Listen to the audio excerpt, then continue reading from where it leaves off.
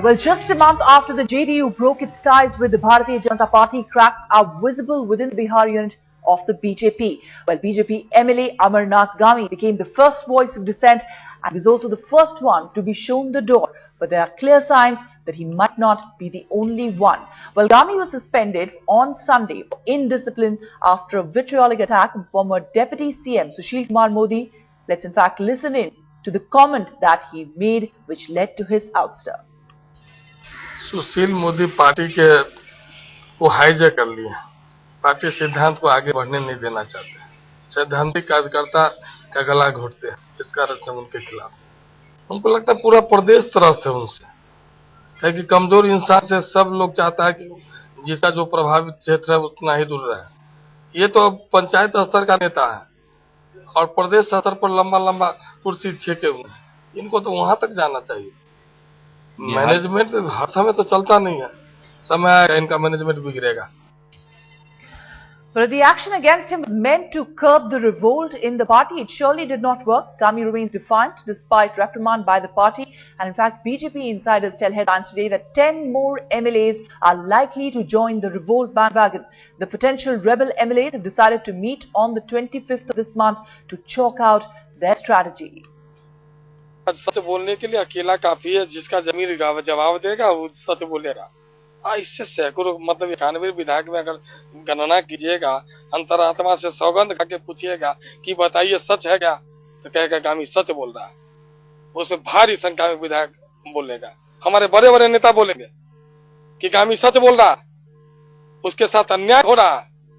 देखिए, अमरनाथ गामी के साथ उनके साथ जो अन्याय हुआ है पार्टी के द्वारा, जिस तरह उनको पिछले 4-5 महीने से इनके साथ जो पार्टी ने व्यवहार किया है, अब उनके साथ 100% अमरनाथ गामी के साथ।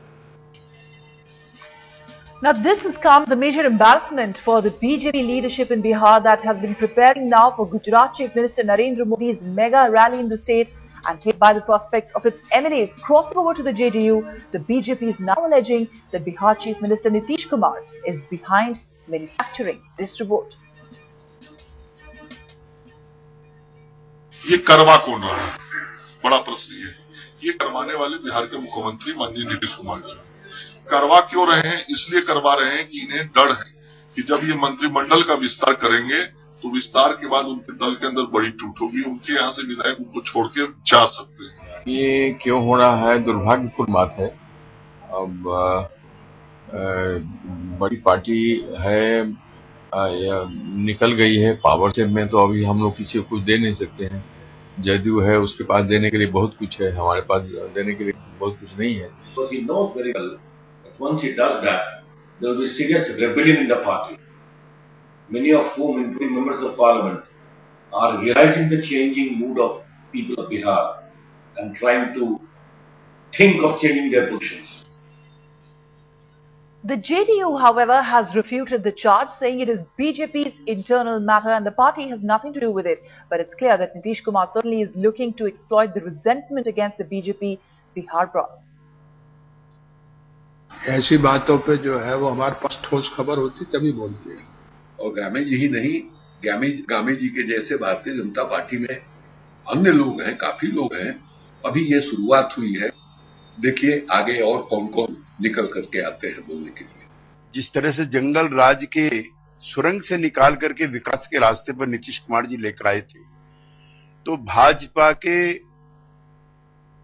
ऊंचे पैमाने पर कार्यकर्ता और विधायक अपने अपने क्षेत्रों में ये प्रचार प्रसार करते थे।